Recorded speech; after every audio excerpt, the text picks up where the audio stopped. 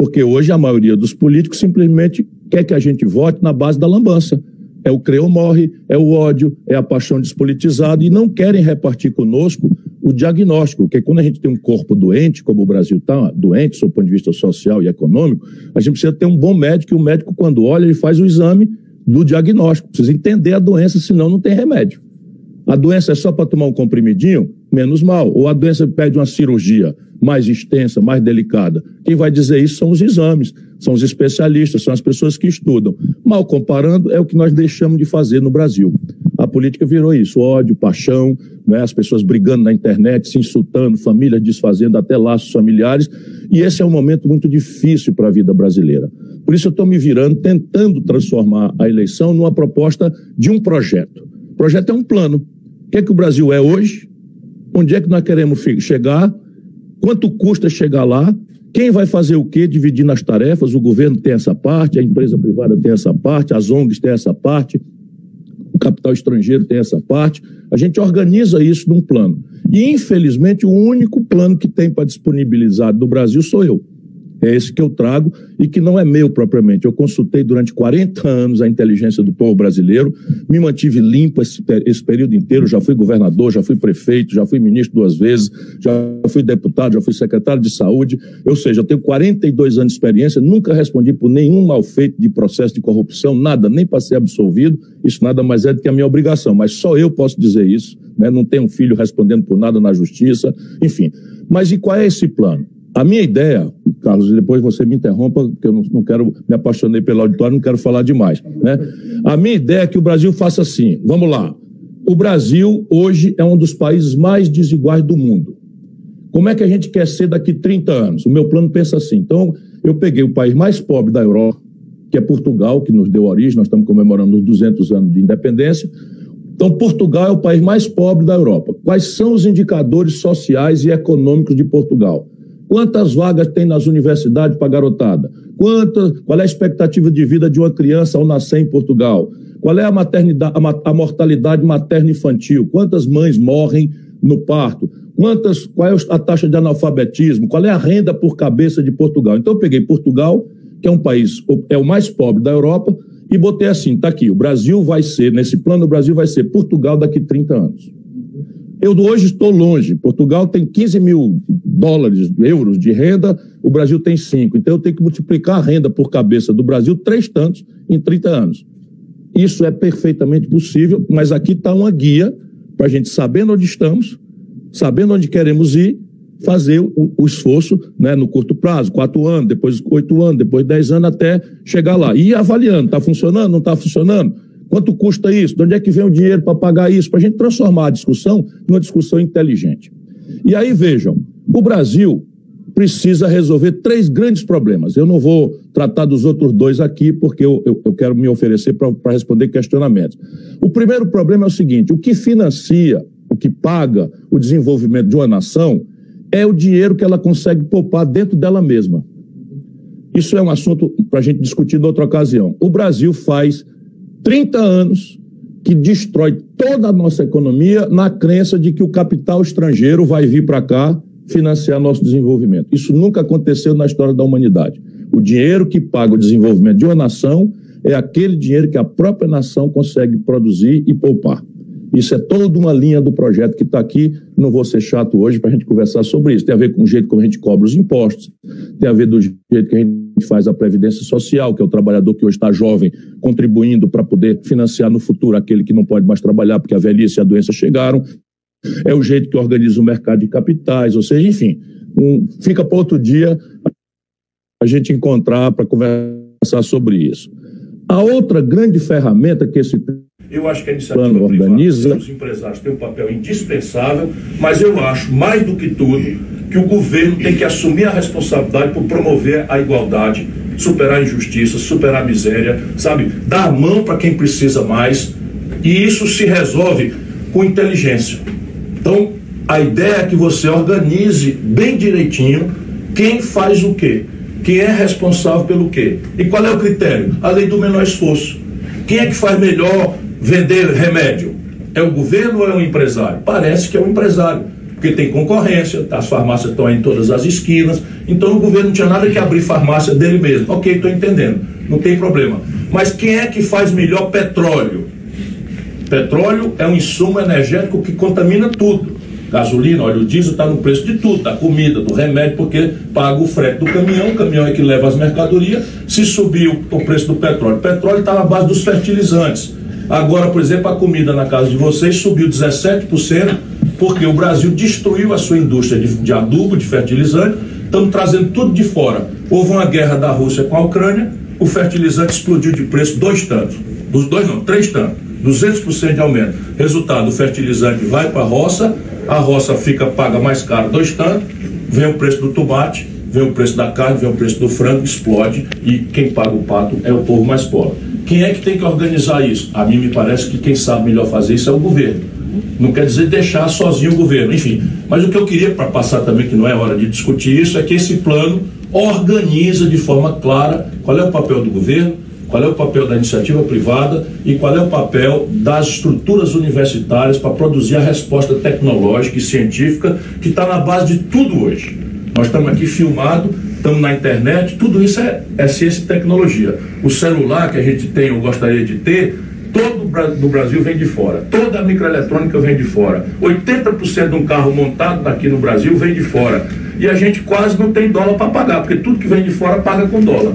E o que eles estão fazendo? Estão destruindo a indústria do Brasil, e nós estamos virando um país que éramos ali na colônia, um país que só produz coisas sem tecnologia, comida, petróleo bruto, minério de ferro in natura, e isso não paga a conta de celular, de química fina, de meio de diagnóstico médico, né? A gente tem que ir lá, o cara quer fazer uma ressonância magnética, entra naquele aparelho, tudo estrangeiro.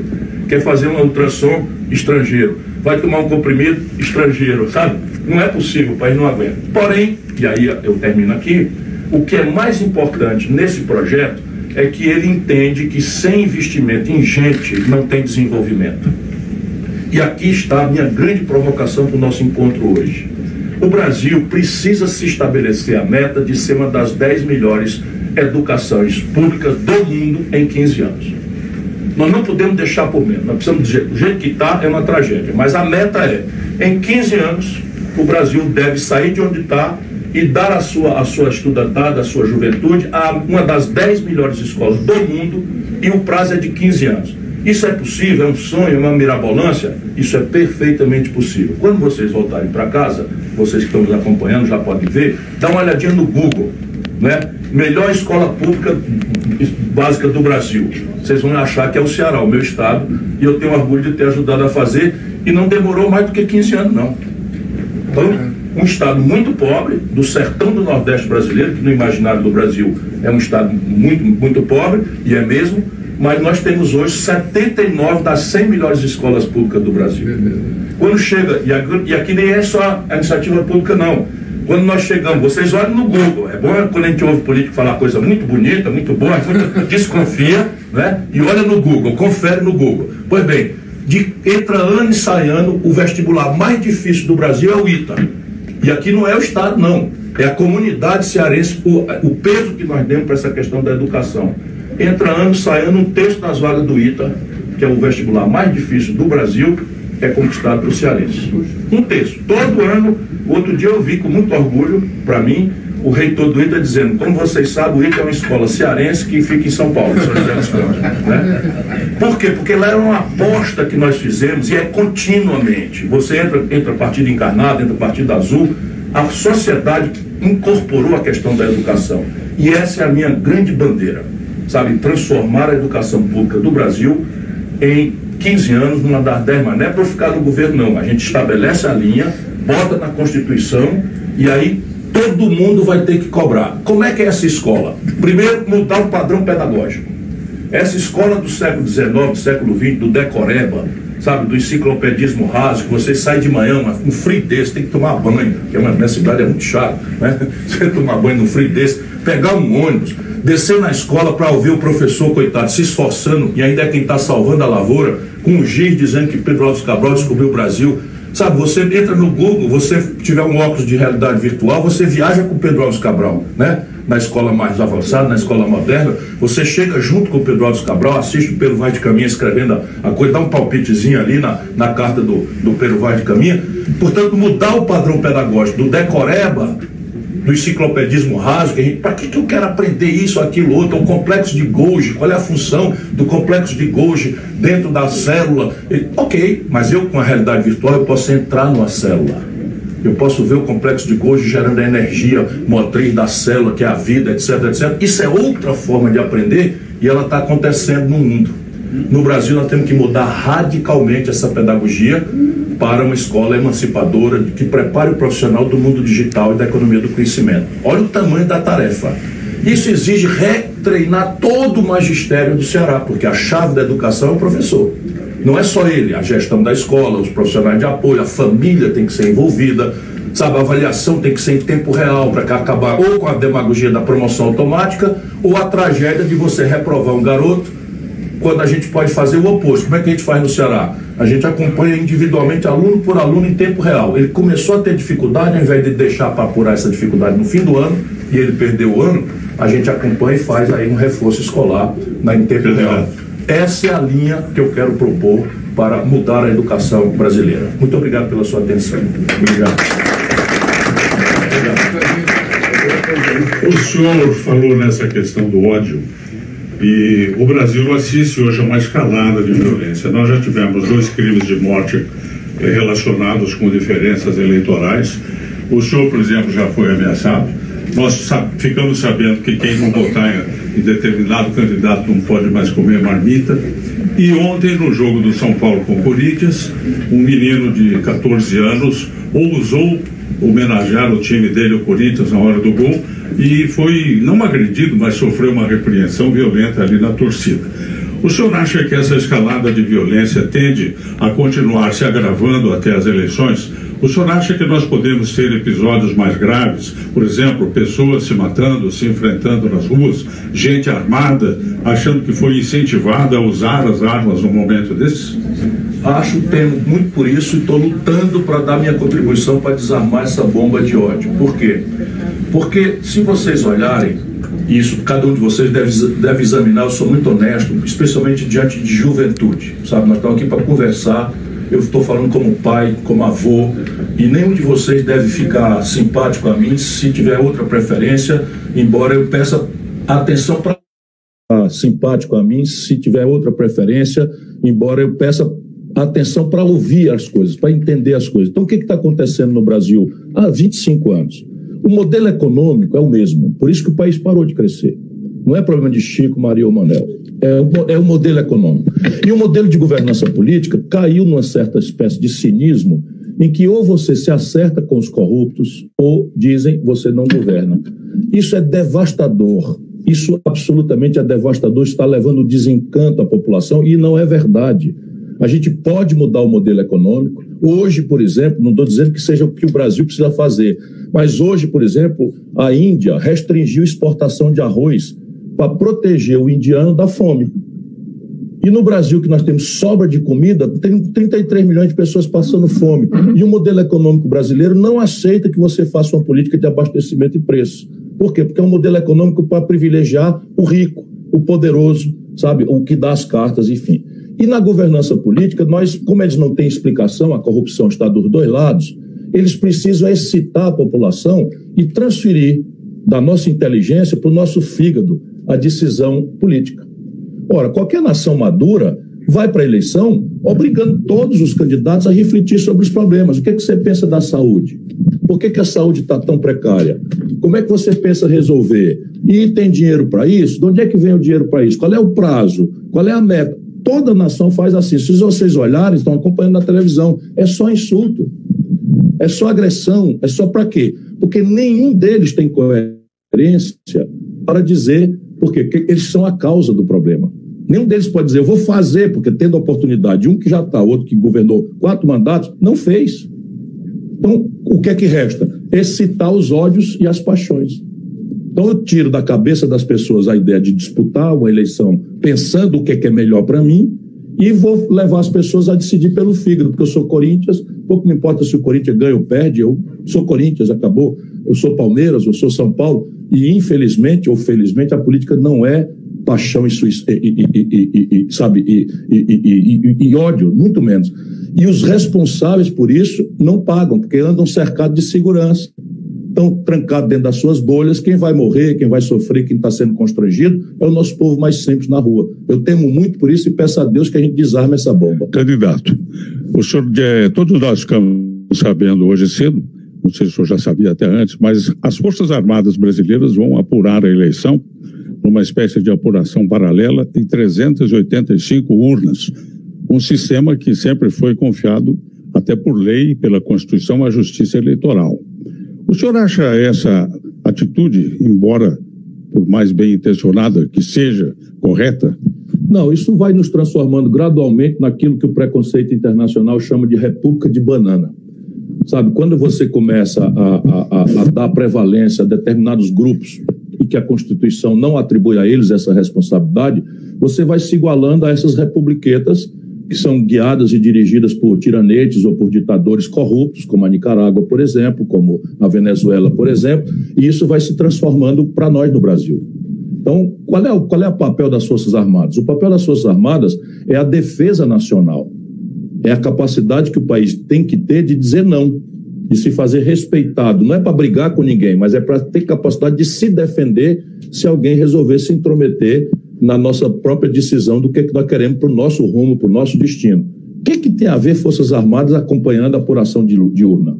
Infelizmente é isso, é o Bolsonaro apodrecendo as instituições brasileiras, lamentavelmente. Candidato, na ânsia, no ímpeto de atender às necessidades do povo brasileiro, praticamente todos os senhores candidatos querem dar soluções de emergência com auxílio em dinheiro, né? Aí observa hoje uma colega no Estadão, essas doações já vão de 150 até R$1.000 as propostas, sem grande responsabilidade com o equilíbrio fiscal do país, sem atenção com o que isso pode acontecer com as contas públicas. Um outro jornal importante, O Valor, publica hoje um título assim: solução é fazer reformas e não distribuir dinheiro. O senhor concorda? Em parte, sim, em parte não. Deixa eu botar a nossa meninada aqui no jogo. O que é reforma fiscal, o que é saúde fiscal? É aquilo que vocês fazem todo dia com a mesada de vocês, não é? Tem vontade de comprar isso, aquilo. Mesada é para quem tem, naturalmente, eu sei que a dificuldade está grande, né? Mas vontade, na família de vocês, vontade de comprar aquilo, desejo, necessidade de comprar aquilo e olha para o dinheirinho e conta. Então não pode gastar mais do que ganha. Isso basicamente é reforma fiscal. A nação é uma grande família e se a gente gastar mais do que arrecada, o que vai acontecer? A gente vai começar a se endividar e quando a dívida cresce demais, você começa a pagar juro muito alto e esse juro é que nem cuspir para cima, vai aumentar uma bola de neve e aí você vai acabar falindo, né? Que é o que está acontecendo hoje com 66 milhões e 600 mil pessoas. Pergunta em casa para os seus pais. Hoje tem 66 milhões e 600 mil brasileiros humilhados no SPC, que é o Serviço de Proteção ao Crédito, porque se endividaram e não têm condição de pagar. Isso foi piorado demais pelo Bolsonaro, mas vem do Lula. Vem da ideia de estimular o consumo, estimula o consumo, e as pessoas não leem aquelas letrinhas pequenininhas do crediário, o juro mais alto do mundo, resultado, perderam a renda, perderam o emprego, tiveram a ilusão de consumir, mas agora estão humilhadas no SPC. A mesma coisa, 6 milhões de empresas. A minha proposta, desculpem de novo, eu não gosto de fazer elogio na própria boca, é a única que está discutindo de onde vem o dinheiro. A única. E eu dou a cara para bater. Então eu vou fazer aqui, para quem está nos assistindo, desculpem vocês, são números, mas é assim, eu proponho que o socorro emergencial deixe de ser essa ferramenta de véspera de eleição que os camaradas mudam o nome. R$400 do Bolsa Família, vem o Bolsonaro e bota R$200 em cima e chama Auxílio Brasil e só tem o dinheiro por uma emenda da Constituição que só vale até dezembro, como se a fome no Brasil em dezembro, quando passar a eleição, acabasse. É um desastre, sabe? É uma deformação. O que é que eu proponho? Eu proponho que a gente crie um programa como uma perna da Seguridade Social, ou seja, da Previdência Social, que garanta que nenhuma família tenha uma renda domiciliar, ou seja, conta a renda que o pai ou a mãe e a mãe têm, mais as crianças, mais os adolescentes, divide por cabeça. Se ali naquela casa uma cabeça, seja criança ou adulto, ganha menos de R$ 417, o governo complementa para passar desses 417. O que é R$ 417? É o que os técnicos chamam de linha de pobreza. Então, quem por cabeça, por mês, ganha abaixo de R$ 417 está na linha de pobreza. Quem ganha R$ 417 para cima não está na linha de pobreza. Então, a ideia é essa. Mas eu tenho vergonha de fazer uma proposta dessa se eu não disser imediatamente de onde é que vem o dinheiro. Então, a minha proposta é o seguinte: eu vou pegar um negócio chamado BPC, que é Benefício de Prestação Continuada, vou pegar a Aposentadoria Rural, vou pegar o Auxílio Brasil, que era o antigo Bolsa Família, vou pegar vou criar um imposto sobre grandes fortunas de 0,5%, 50 centavos sobre cada R$100 de riqueza, apenas sobre os ricos que têm mais de 20 milhões de reais na pessoa física. Sabe quantos brasileiros têm mais de 20 milhões na pessoa física no Brasil, a sociedade mais desigual do mundo? 58 mil pessoas em 212 milhões de habitantes. Mas com isso eu arrecado mais de 70 bilhões de reais, e aqui eu digo de onde vem o dinheiro para pagar 379 bilhões de reais, garantindo que eu erradico a pobreza no Brasil, acabo com a fome no lar de todos os brasileiros. Mas isso aqui é um programa que vai sempre oscilar com a porta de saída. Atingiu 417, está fora do programa. Por quê? Porque o que bota a nação para frente não é bolsa, não é auxílio emergencial. O que bota a nação para frente é um trabalho decentemente remunerado, é o empreendedorismo como possibilidade de uma pessoa pobre mudar de vida porque está ali empreendendo, trabalhando, produzindo, recolhendo impostos e mandando no seu próprio nariz. Bom, é hora de voltar aqui para o assunto com vocês, né? Que são os jovens, que são o objetivo aqui da nossa entrevista. A gente começa a falar de política e vai voando, né? Mas eu vou perguntar agora aqui para o Humberto. Bom, é o seguinte, eu comecei a trabalhar com 13 anos de idade numa emissora de rádio, que o Humberto trabalhou nela também. Humberto trabalhou numa cafeeira, lá carregando café para o seu Toninho Casagrande. Eu não sei o senhor como começou a sua vida de trabalhador, mas hoje nós não podemos fazer isso. Hoje a criança que for apanhada trabalhando, às vezes eu tenho um filho de 15 anos, ele estuda numa boa escola e tudo, mas eu sempre peço para ele me ajudar a roçar um pouco, sabe? Eu fico pensando, se a polícia vier aqui, eu estou frito, né? Bom, então tá bom, esse modelo não é mais um modelo adotável. Nós temos a lei do aprendizado, que acho que atende às necessidades de um país civilizado e pode ser muito bem aproveitado, só que eu estou vendo aqui que nesses últimos tempos essa lei do aprendizado tem sofrido críticas e enfrentamento. Eu gostaria que o Humberto explicasse, o que tem de errado. Nós tivemos, nesse último governo, os 4 anos, 3 tentativas de acabar com a aprendizagem. Primeiro foi a carteira verde e amarela, depois a MP 1045 e agora essa MP 1166, né? 1116. Então, a gente queria entender sobre o seu ponto de vista, porque essa lei que foi criada em 2000, ela está precisando de algum ajuste, depois de 22 anos, mas é uma lei que deu certo. A gente tem hoje 500 mil aprendizes no Brasil, precisa melhorar muito mais, mas existe no governo, hoje no parlamento, um PL 6461, que ele respeita a estrutura básica do aprendiz e faz uma melhoria periférica, vamos dizer assim, trata da questão do ensino à distância, melhorar as condições para os jovens e tal, mas ele mantém, e essas outras tentativas do governo eram no sentido de desconstruir totalmente o programa.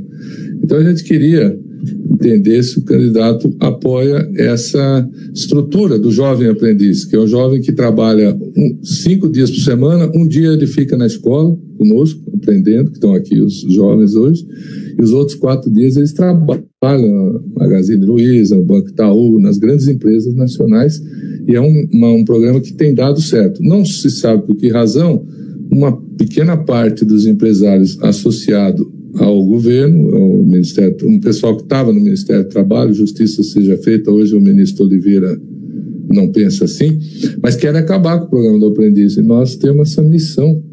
Nós gastamos, candidato, esses 4 anos, 80% do nosso tempo para não matarem a gente. Eu queria ter gasto tempo para melhorar, arrumar mais vaga, mas eu tenho que ir toda hora para Brasília, fazer a coisa, em vez de ir atrás das empresas para abrir vaga, eu tenho que ir lá pedir para o pessoal não acabar com o programa do aprendiz. Olha, Humberto, eu Eu sou professor na minha profissão, sou professor e advogado, por isso que toda pergunta eu procuro fazer uma espécie de pedagogia, né, para ajudar as pessoas a entenderem. Aí tem um ditado popular no interior do Ceará que diz que casa onde falta pão, todos brigam e ninguém tem razão. O que está acontecendo no grande quadro brasileiro? Nós temos 5 milhões de pessoas no desalento. O IBGE chama de desalento pessoas que desistiram de procurar emprego. De tanto procurar e não conseguir, desistiram. Mas são pessoas que precisam se alimentar, precisam se vestir, precisam se transportar. Então, 5 milhões. 10 milhões em número redondo, o IBGE chama de desempregado. Quem é? É o que está procurando emprego e não consegue. Então, 10 mais 5, 15 milhões. E nós temos algo ao redor de 50 milhões de pessoas que o IBGE chama de empregado, mas quando você vai olhar, a esmagadora maioria está empurrada para uma atividade absolutamente informal, sem direito a nada. Primeiro, uma jornada semanal de 60 a 70 horas. A lei manda trabalhar 44 horas por semana. Quem está na informalidade está trabalhando 60 a 70 horas. Sem descanso semanal remunerado para ir para a igreja ou para o templo, né? Sem férias, sem 13º, sem licença maternidade. Porém, gravíssimo, e a gente não tem como deixar de discutir isso, embora esteja entre os jovens, mas são seus pais e avós. Nós vamos chegar daqui 15 anos com 50 a 60 milhões de pessoas sem nenhuma proteção previdenciária, sem aposentadoria. Vai chegar a idade, não pode mais trabalhar, vai chegar a doença, os remédios cada vez mais caros e não tem renda nenhuma. Então, o que acontece? Você instalou a selva no mundo do trabalho. E a selva é a lei do mais forte. E, infelizmente, de novo, a política faz o quê? Se deixar, vão revogar a Lei Áurea. Se deixar, vão revogar a Lei Áurea. Por quê? Porque para essa gente, o trabalho deve ser entendido como uma espécie de commodity. O que é commodity? É um produto sujeito à lei da oferta e da procura. Então tem muito sal, está sobrando sal, vai lá para o chão o preço do sal.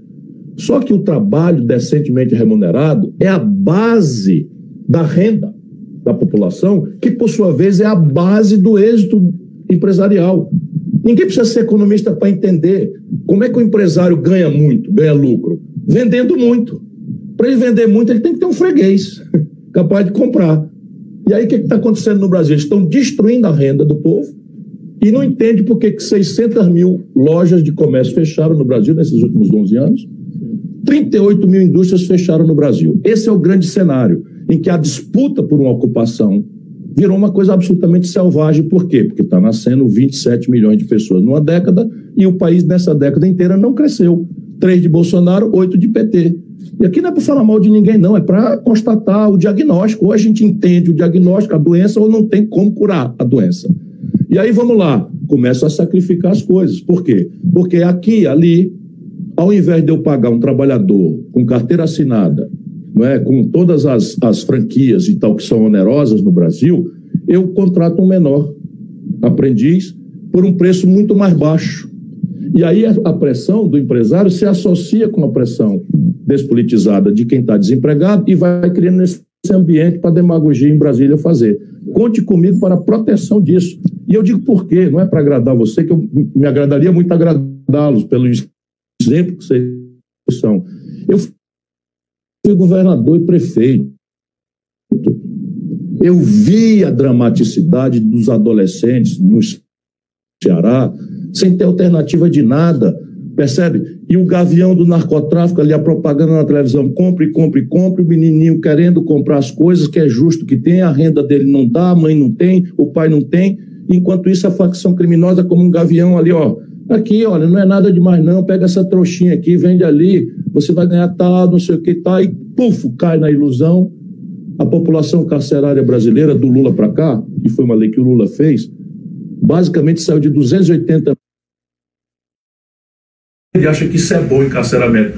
O primeiro crime desse milhão de garotos que foram presos foi distribuição de drogas sem nenhum cometimento de violência. Porém, na primeira noite que ele entra no presídio, que se transformaram em verdadeiras universidades do crime, ou ele se filia numa perigosa facção criminosa, ou vai ser assassinado ou estuprado. Resultado prático, nós estamos transformando as penitenciárias em universidade do crime e na produção do exército de reserva das facções criminosas. Eu quero mudar tudo isso e a gente precisa proteger o trabalho, sabe, o aprendiz do programa. Conte comigo, 100%. Muito bom. Bom, mas o senhor há de convir que A insegurança pública hoje é uma das maiores preocupações da família brasileira, não é? Apesar de haver um número enorme, aí, como o senhor falou, do que deveriam estar encarcerados, ou nós estamos prendendo as pessoas erradas, ou então alguma coisa precisa ser feita, né? Porque o nível de violência é absurdo hoje. Então, e quem cuida de violência, na realidade, é a polícia, né? O senhor tem algum projeto de fazer uma intervenção? Uma intervenção que eu falo não é ir lá na favela e ficar lá 3, 4 meses, depois descer um morro, né? Mas alguma coisa séria que possa mudar o sistema de segurança do país? Sem nenhuma dúvida. Quem tem sensibilidade com a agenda do povo tem que fazer alguma coisa na segurança. Agora, deixa eu dizer para vocês de novo, por isso que eu faço essa explicação geral, porque senão cai na mentirada. Sabe quanto é que o governo brasileiro, Carlos, está gastando com segurança pública, uma das maiores emergências da nossa sociedade? Sabe quanto nós estamos gastando? 1/3 de 1% do orçamento. É assim, de cada R$100 que estão entrando no orçamento brasileiro, nós estamos gastando 33 centavos. Mas vão dizer que é obrigação dos estados. Não, mas não é por quê. Vamos entender juntos, vamos raciocinar juntos. Hoje o grande crime é a facção criminosa. É a organização que estabeleceu o terror nas periferias de todas as cidades. Hoje quem manda na periferia do Brasil não é mais o Estado de Direito nem as autoridades. Há 25 anos foi se criando esse fenômeno e todo mundo que mora ou convive com a periferia sabe. Hoje, quem manda na periferia do Brasil, de todo canto, são as facções criminosas. Em São Paulo, uma das facções se impôs, não tem tanta guerra de território. No Rio de Janeiro, a outra facção se impõe. Mas em Fortaleza, por exemplo, tem 3 facções se matando por território da droga. E por que a polícia local não resolve o problema? Por uma questão muito simples, o policial é um trabalhador. E por ser trabalhador, ele tem renda de trabalhador e a família dele mora na periferia. Portanto, a família dele, para sobreviver, e ele, para sobreviver, ele tem que estabelecer um certo pacto de convivência com o terror que a facção estabeleceu na periferia. Então, isso é óbvio, sabe? Não é porque a polícia é corrupta que acaba também uma fração se corrompendo, é porque ela precisa fazer um pacto de sobrevivência dele e da sua família no território dominado pela facção. O que quer dizer que só quem tem capacidade de enfrentar isso é uma instituição que vem de fora, ou seja, o poder central. Por isso, na minha proposta, eu vou federalizar o enfrentamento em todas as instâncias: Polícia Federal, Ministério Público Federal, Justiça Federal e Penitenciária Federal. Para fazer o quê? Passa a ser federal o enfrentamento do crime organizado, da facção criminosa, do narcotraficante, do contrabando de armas, porque aqui eu vou na causa substantiva da violência. A violência difusa, essa que assusta a classe média brasileira e assusta todo mundo, que é o assalto, não terá saída se a gente não matar no nascedouro a grande fonte do crime, que são essas organizações criminosas. Porém, para eu fazer isso ser sério, eu tenho que mudar o orçamento. E eu tenho que mudar a lógica de polícia. São 2 linhas que eu estou propondo. A reforma, que fundamenta o financiamento novo, com a revogação de um teto de gasto, que a gente pode conversar sobre isso, mas introduzir de forma absolutamente massiva a inteligência e a tecnologia. Modernamente, não se faz segurança pública entrando na favela, atirando para todo lado, como a gente assiste. Não é assim que se faz. Você tem algoritmos hoje que você acompanha o dinheiro. Sabe, essa montanha de dinheiro que eles movimentam, ela tem que aparecer em algum lugar. Ou é um posto de gasolina de bandeira não realizável, porque está lavando dinheiro, ou até templos já aconteceram, de falsos templos, em que você, a pretexto que está recebendo contribuição dos fiéis, você lava dinheiro. Mas isso tudo a tecnologia identifica, e aí vai em cima. E eu diria, portanto, que o Brasil não faz porque não quer fazer. Por quê? Porque esse crime não mora na favela. Esse criminoso mora nos bairros ricos. Candidato, eu tenho que fazer algumas perguntas aqui que foram transmitidas pelo pessoal do CIE, pelos aprendizes de todo o Brasil. Uma delas aqui trata da questão de orientações de gênero.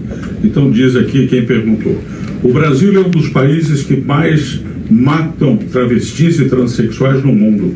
Que tipo de medida o senhor planeja implementar para facilitar, ele escreve aqui, a vivência, vamos dizer, a convivência das pessoas LGBTQIAP+, no Brasil? Veja, o Brasil é o país que mais mata pessoas por identidade de gênero e por opção, né? Enfim. Isso não se justifica, isso é um estigma, é um preconceito, não se justifica em nenhuma hipótese. Aqui as explicações são muito complexas, mas de novo eu quero dá-las também. Como o travesti, o transgênero, as pessoas da comunidade LGBTQIA, né, são estigmatizadas, por regra fazem uma vida muito sofrida nas madrugadas das ruas. E isso as expõe a todo tipo de preconceito e de violência.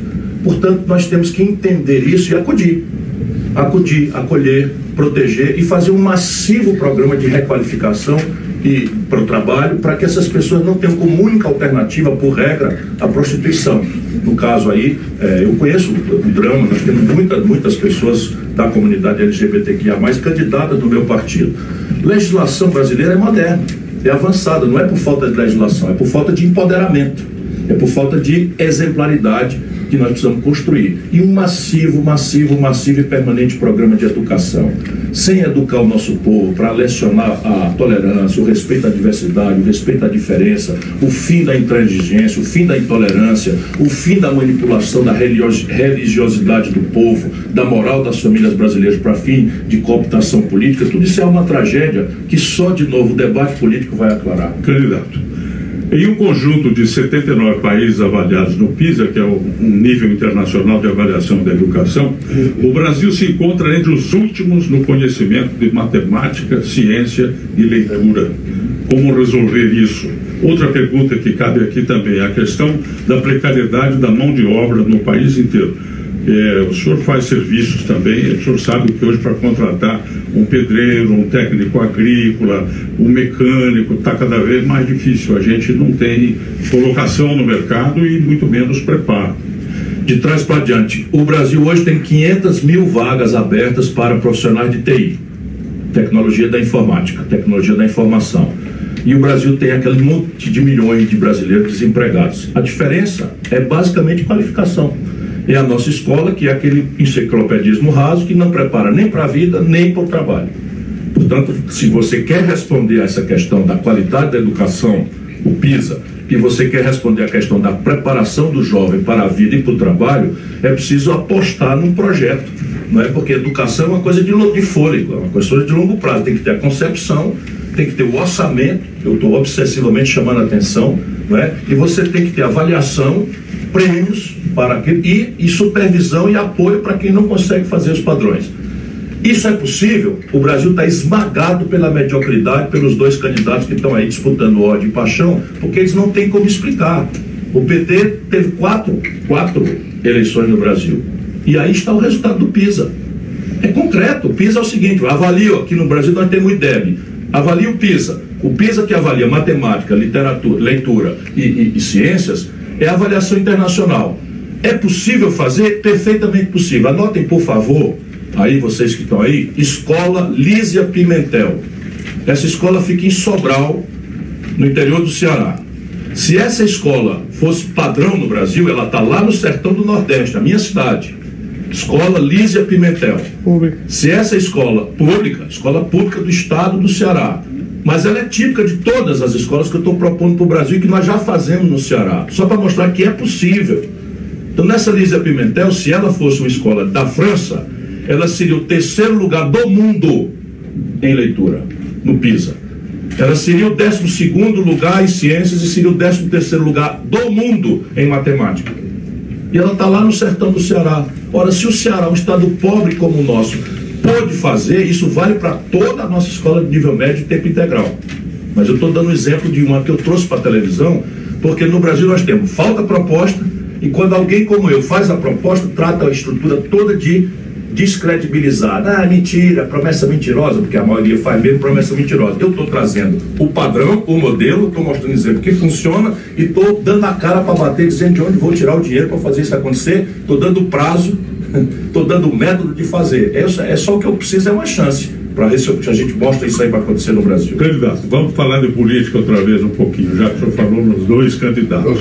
Uma pesquisa que foi divulgada essa manhã, BTG e FSB, dá o seguinte placar, vou chamar assim no momento: Lula 41%, Bolsonaro 35%, Ciro Gomes 9%, Tebet 7%, Soraya Tronic e Felipe Dávila 1%. Bom, Eu não vou dizer que o senhor não vai ganhar a eleição.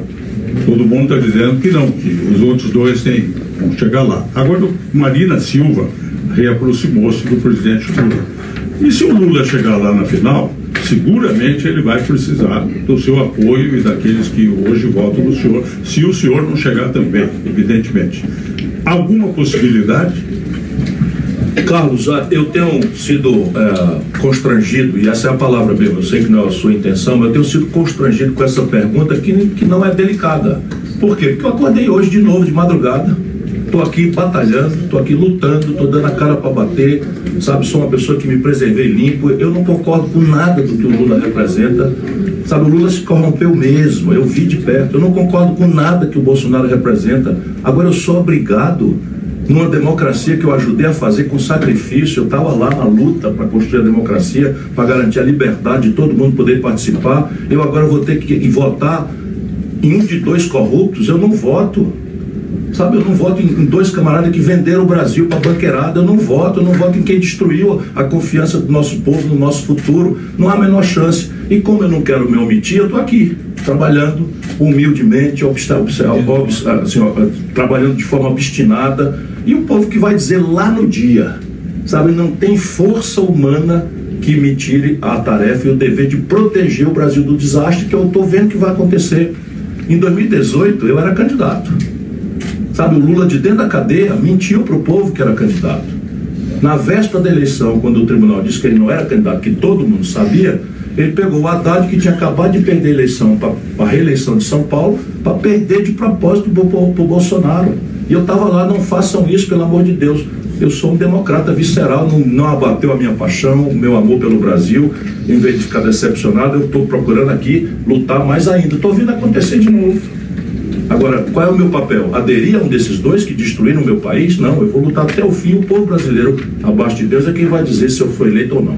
Bom, já que estamos no assunto, né, a Operação Lava Jato, ela apontou uma série de irregularidades e crimes, sobretudo de corrupção, em várias regiões do país, muita gente condenada, processada. E no final de contas, a Operação Lava Jato, vamos usar aqui uma expressão generosa, ela foi cancelada pela Justiça, né? Em nome da lisura da parte jurídica, mas não dos argumentos que havia. A solução que foi dada para a Operação Lava Jato, na sua opinião, ela foi acertada do ponto de vista do judiciário, ou os processos deveriam continuar a ser julgados dentro de um prazo razoável para que não vencessem e para que o povo não ficasse frustrado com tudo aquilo que viu e que não avançou? A corrupção no governo do Lula generalizou-se, não foi como um acidente, generalizou-se como um mecanismo central de organizar o poder político e a eternização do PT no poder. Eu sei porque eu ajudei o Lula quase a maior parte da vida dele e eu me afastei e rompi. Porém, o que tem acontecido no Brasil? Juventude, prestem bem atenção nisso. O que tem acontecido no Brasil? Se descobre a corrupção de um poderoso, de um rico e tal, e normalmente, por um caminho ou por outro, isso acaba em pizza. O que aconteceu? O que aconteceu foi um juiz obscuro, muito pouco estudioso, começou a ser incensado por tudo quanto é de televisão. Todo dia estava o Sérgio Moro na televisão de gravatinha borboleta, então me homenagem para cá, homenagem para lá. Resultado, acendeu a luz da ambição política. E ao invés de ser juiz, que é o seguinte, o juiz ele não fica conversando. O juiz ele tem que ser equidistante da acusação e da defesa para que o processo siga de forma correta. Então a acusação junta as provas, faz a acusação, a defesa bota defeito nas provas, faz a defesa e o juiz tem que ficar ali, ó. É a mesma coisa, mal comparando, só para a gente fazer uma metáfora, do juiz de partida de futebol. Se eu fosse para o futebol achando que o juiz podia fraudar o jogo em favor do Palmeiras contra o Corinthians, o futebol acaba como esporte. Porque a presunção é que o juiz está ali para garantir que eles vão jogar dentro da regra, né? Que quando for pênalti é pênalti, não interessa se é para um lado ou para o outro, etc. Mal comparando. Pois bem, o Sérgio Moro começou a trocar os pés pelas mãos. E resultado, de novo, entrem no Google. Eu sou professor de Direito. E eu que sei comovidamente que o Lula se corrompeu e que trouxe a corrupção para o centro do modelo de poder do PT, eu sei comovidamente. Sabe por que eu sei comovidamente? Porque eu denunciei tudo isso. Eu denunciei o Michel Temer, eu denunciei o Eduardo Cunha, eu denunciei o Renan Calheiros, eu denunciei o Sérgio Machado, eu denunciei o Eli Faleiros. Fui processado por essa gente. Portanto, alguém que torcia pela Lava Jato era eu. Por quê? Porque eu já tinha denunciado antes da Lava Jato, todos eles, e eles me processam. Não por calúnia, como se eu estivesse mentindo, processam por dano moral, para tomar dinheiro de quem não tem patrimônio. No meu caso, Eunício Oliveira, não é, atrás de tomar um apartamento que estou financiando na Caixa Econômica, vocês veem como é a minha vida. Pois bem, e aí eu comecei a vibrar com a Lava Jato. Pô, finalmente, alguém vai condenar um branco, um poderoso, um rico no Brasil. Mas daí a pouco o Sérgio Moro começa a tomar parte do processo. E aí todo mundo fica vibrando, o Sérgio Moro é o herói, é o homem que a chibata e vai botar... Ou seja, largou o lugar de ser juiz e virou comandante da acusação. Resultado prático, eu dizia, pode olhar no Google, 2, 3 anos antes, isso aí tudo vai ser anulado. Quando a imprensa cansar do assunto, quando a novelinha perdeu o gosto, toda novela deve ter um ano de sucesso, mas ali tem que terminar porque cansa, tem que mudar para outra novela. É a mesma coisa. Para essa crônica policial, cansa. A imprensa começou a prestar atenção na outra coisa, não deu outra. E aí o Lula se apresenta de inocentado. Mentira. O que aconteceu? O que aconteceu, vejam como é chocante dizer isso para o jovem brasileiro. Deixa eu dizer, meu caro Carlos. Sabe o que aconteceu? O Supremo Tribunal Federal, 5 anos depois, entendeu que o Sérgio Moro não era o juiz natural que devia julgar o Lula. Ele não foi absolvido. O tribunal anulou o processo porque disse que não era o Sérgio Moro o juiz que devia julgar, que quem devia julgar era o juiz de Brasília. Só que nesses 5 anos o Lula inteirou 76 anos, e pela lei brasileira, quando a pessoa atinge 76 anos, ele não pode mais ser processado se o crime, a pena for maior, que é enfim, a prescrição que chama. Absolvido o que é? Eu acuso o neto de uma coisa, o neto se defende e o juiz diz, não, essa acusação é mentirosa e o neto é inocente. Isso é ser absolvido. Mas se eu digo, o neto é culpado, o neto diz, não, eu não sou, mas pelas tanto o neto faz 76 anos e o juiz só, não vou mais tratar desse assunto porque o neto inteirou 76 anos, arquiva o processo. Isso não é ser absolvido. É o processo que foi arquivado porque o neto pegou 76 anos. É o que aconteceu no Brasil. E está aí a enganação de novo. E assim, eu estou olhando para trás? Não, estou olhando para frente. Sabe com quem que o Lula anda hoje? Sabe com quem que ele anda hoje? Gedel Vieira Lima. Vejam no Google. Gedel Vieira Lima, malas de dinheiro. 51 milhões de reais com mala em espécie. Entre no Google, Gedel Vieira Lima e tal. O Lula está de acordo com ele lá na Bahia hoje. Eunício Oliveira, 1 bilhão de reais de contrato sem licitação na empresa Manchester, na Petrobras. Vejam no Google, Eunício Oliveira, Manchester, contrato sem licitação. O Lula está agarrado com ele no Ceará, tentando destruir esse projeto que produziu a melhor educação pública do Brasil. O Lula não tem escrúpulo de nenhuma natureza e querem me forçar a ficar do lado dele só porque o Bolsonaro é um fascista. Ora, vamos brigar lá fora os dois. O Brasil quer paz para trabalhar. Vamos virar o disco um pouquinho. Existe hoje no país, pelo menos por quem lê, se informa, o temor de um movimento armado, alguma coisa que possa vir a impedir a eleição ou tumultuar a eleição, ou que as Forças Armadas, de repente, entendam que há legitimidade numa manifestação mais exaltada. O senhor acha isso possível? No delírio do Bolsonaro, ele está com esse plano. Mas não há ambiente, nem... Ele está com esse plano. Ele está com esse plano. Ele gostaria de ter deflagrado esse plano agora, dia 7 de setembro, porque misturou o comício dele com a estrutura das Forças Armadas, etc., esperando que milhões de brasileiros fossem dar força na rua para isso. Deu muita gente, mas deu 100 mil.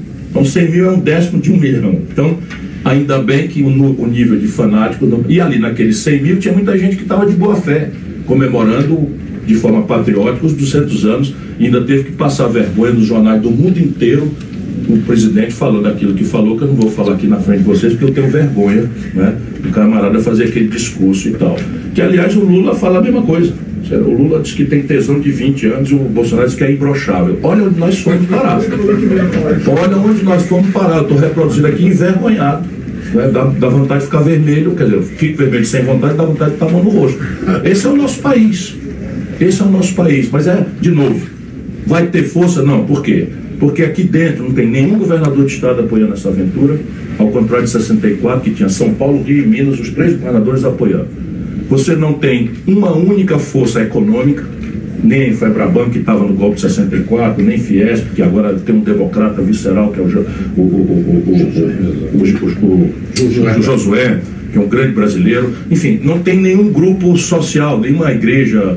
A Igreja Católica da Cúpula estava apoiando 64, e o cenário internacional também, ninguém daria nenhuma validade a um golpe como esse. Portanto, vai ficar no delírio do Bolsonaro. Tá certo. Eu acho que a gente já está caminhando para o tempo, mas se vocês quiserem continuar, a gente continua, porque o candidato fala bastante e põe as ideias para fora. Perguntas inteligentes, a gente se sente estimulado. Aliás, o senhor... Parece que aqui não é de mal. Eu vou continuar então com as perguntas que foram mandadas aqui. Tem vários deles preocupados com a questão dos combustíveis. Nós passamos um aperto danado, estamos passando ainda, desde gasolina, óleo diesel até o álcool. As pessoas não entendem, por exemplo, como é que o Brasil, o grande produtor de etanol, não consegue equalizar os preços. Pergunta-se o seguinte: como deve ser conduzida essa política de preços de combustíveis? O governo tem que subsidiar, tem que meter a mão, ou é uma questão puramente de mercado e de produção? Nem uma coisa nem outra. Deixa de novo o professor tentando explicar as coisas para vocês. Como tudo, o preço da gasolina tem uma estrutura de custos. E como é um preço de um produto que transaciona no mundo inteiro, esse custo pode ser calculado em real, a nossa moeda, ou em dólar, que é a moeda de curso internacional. Então, o que aconteceu? A Petrobras foi criada em 1954. Na Lei 55 ela saiu do papel. De lá até 2016, a Petrobras calculava o custo do combustível assim: quanto custa produzir um barril de petróleo em real, mais um lucro razoável que permitisse a Petrobras investir, como ela investiu pesadamente numa estrutura de refino, numa estrutura de pesquisa, de engenharia, que é tão extraordinária que descobriu o pré-sal.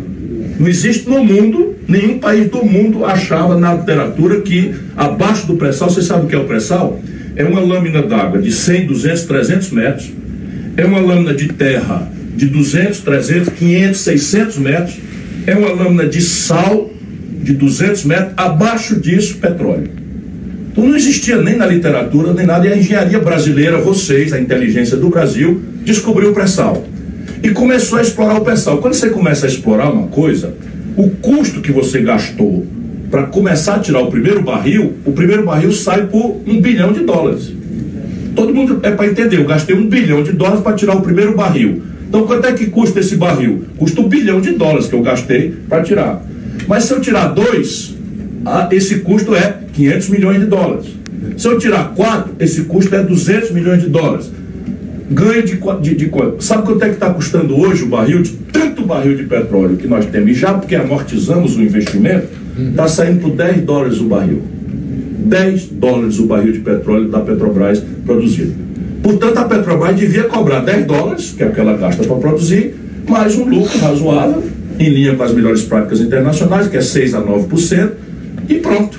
Pois bem, sabe o que é que em 2016 faz? De novo, a política, o modelo econômico. O Michel Temer e o Bolsonaro continua, mudou a política de preço da Petrobras. Como? Um truque. A Petrobras agora não vai mais cobrar o que ela gasta para produzir, mas sim o que ela ganharia se ela vendesse esse barril de petróleo no mercado internacional especulativo. Aí, petróleo vive...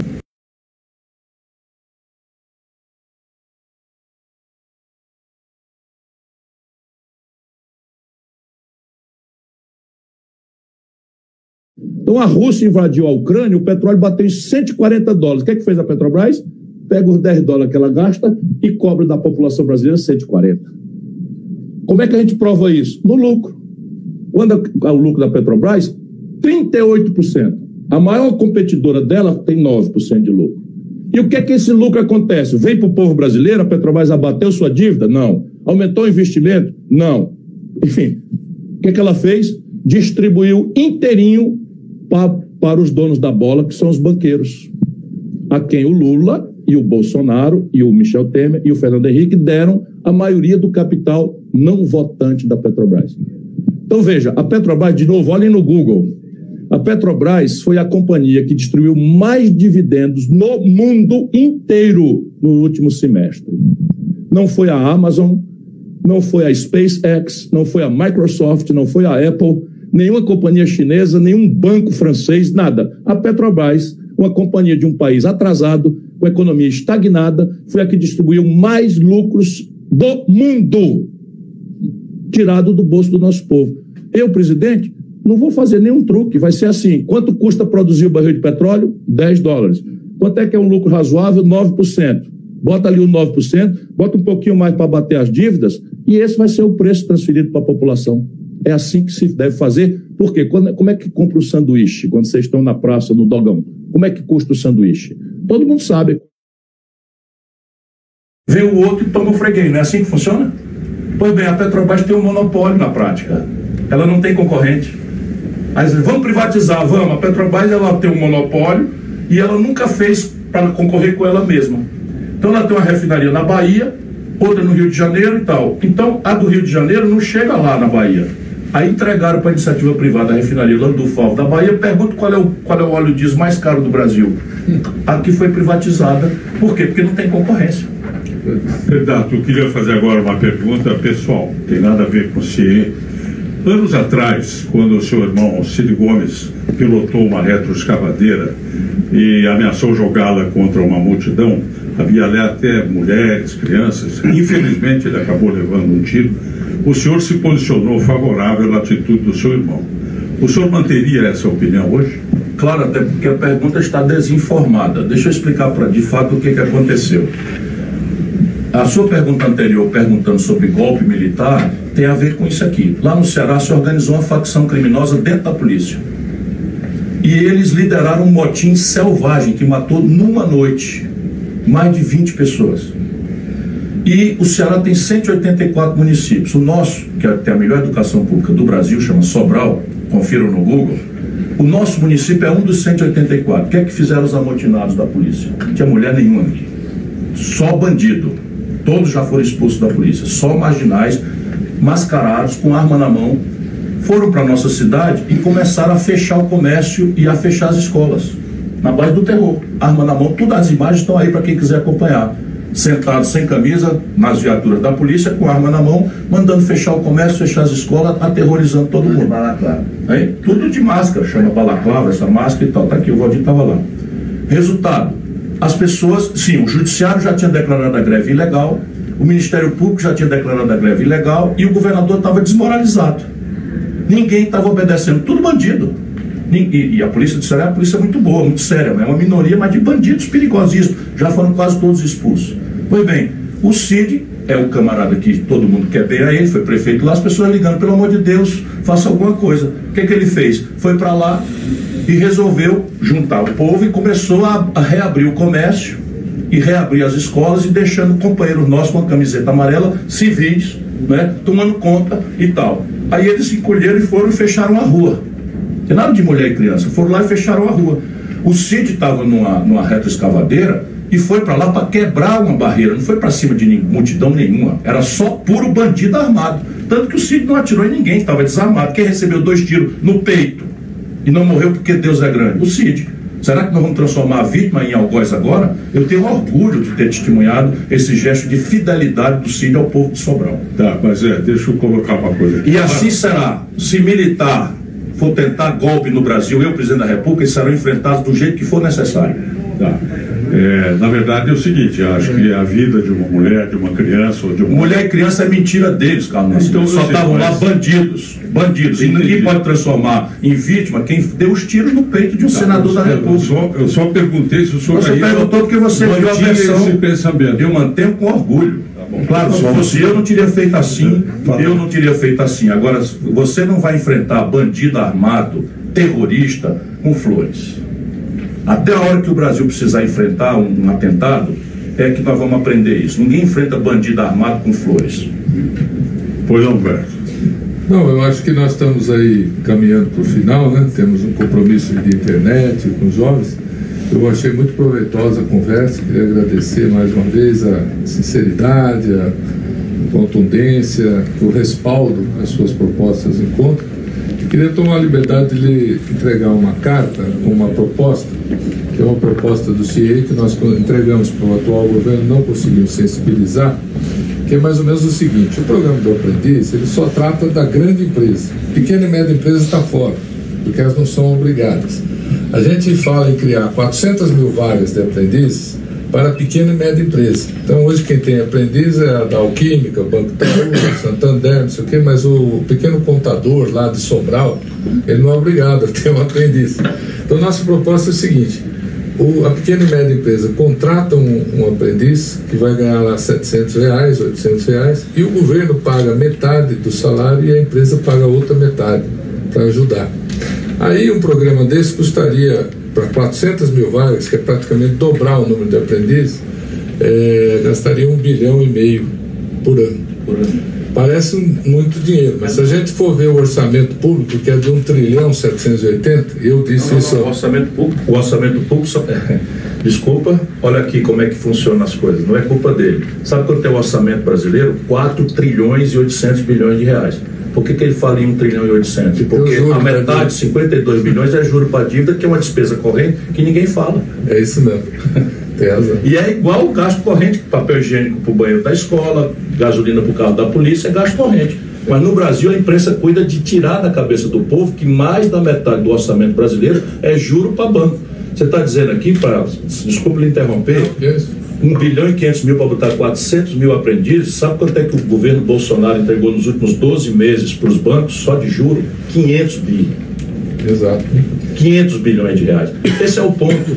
Mas assim, mas então vamos votar no Lula para combater o fascismo. O Lula, durante o período dele, entregou 4,88 trilhões de reais para os bancos de juro. Sabe quanto foram todas as políticas sociais compensatórias, Bolsa Família? 332 bilhões de reais. É disso que se trata.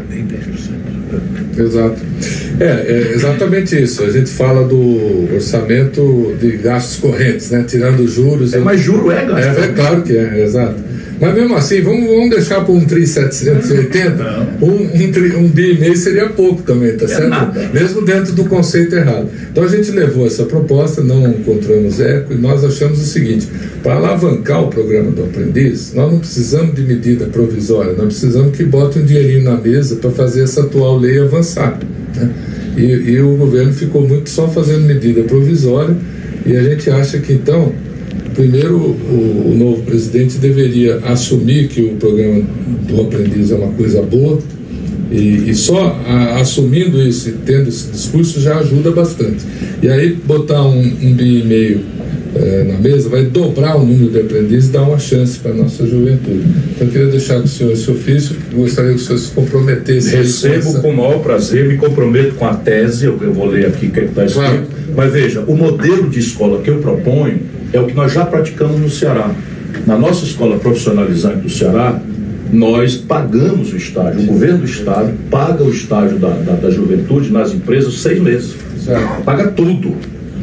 Então não tem problema nenhum para mim, presidente da República, porque é meta minha universalizar o ensino em tempo integral e ampliar ao máximo o ensino médio profissionalizante com estágio remunerado pelo governo nas empresas, me associando com quem já sabe fazer, portanto, absoluta simpatia e fica incorporado. É o programa Primeira Chance. Sim. Do Estado do Ceará. O Ceará chama Primeira Chance, Por quê? Porque senão nós caímos naquela síndrome que vocês não vão conhecer, graças a Deus. É assim, o jovem não consegue o primeiro emprego porque não tem experiência. E não tem experiência porque não consegue o primeiro emprego. E a nossa tese também com relação ao período integral é que a maioria das escolas teria dificuldade para implantar o período integral hoje, rapidamente.